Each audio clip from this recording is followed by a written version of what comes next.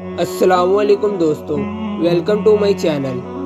इमाम अली अलैहिस्सलाम की खिदमत में एक शख्स आया और दस्ते अदब को जोड़कर अर्ज करने लगा, या अली, जिस तरह इंसान मरते हैं उनकी रूह कब्ज होती है, क्या वैसे ही जिन्नात भी मरते हैं, उनकी रूह भी कब्ज होती है? तो इमाम अली अलैहिस्सलाम ने फरमाया, ए शख्स, याद रखना, हर नफ्स को मौत का मजा चखना है।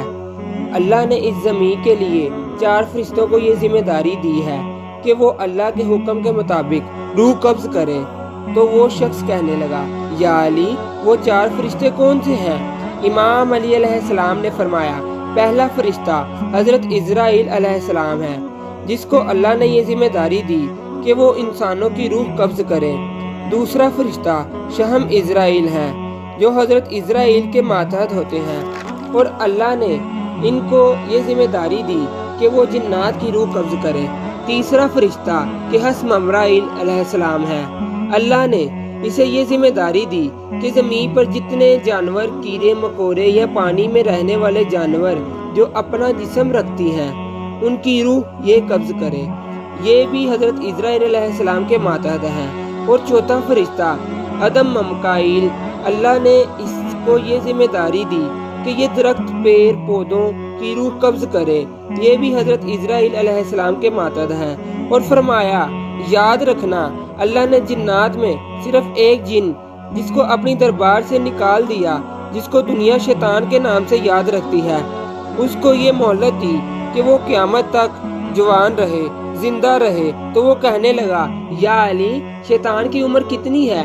इमाम अली अलैहिस्सलाम ने फरमाया, शैतान की उम्र उस महज पर अल्लाह ने रोक की है जहाँ वो जवान भी हो और समझदार भी, जिसकी मिसाल इंसानी जिंदगी के हिसाब से 30 से 32 साल के दरमियान है।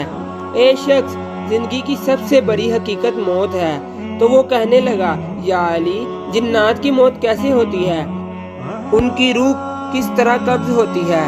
तो इमाम अली अलैहिस्सलाम ने फरमाया, अल्लाह ने जिन्नात के मौत का सबब इन 3 चीज़ों में रखा है। पहला मिट्टी, दूसरा आसमान से बरसने वाला पानी, और तीसरा शहद। जब जिन्नात की जिंदगी अख्ताम पे पहुंच जाती है तो शहम इस्राइल जन्नत में शहद की नहर से चंद कतरे शहद के उठाकर जिन्नात के माथे पे रखते हैं, और यूं जिन्नात तरफ उठते हैं। और फिर वो जिन जो अल्लाह के कवानीन को तस्लीम करते हैं और मोमिन के दोस्त होते हैं, उनको उस वक्त उस शहद के मज़े का लुत्फ महसूस होता है।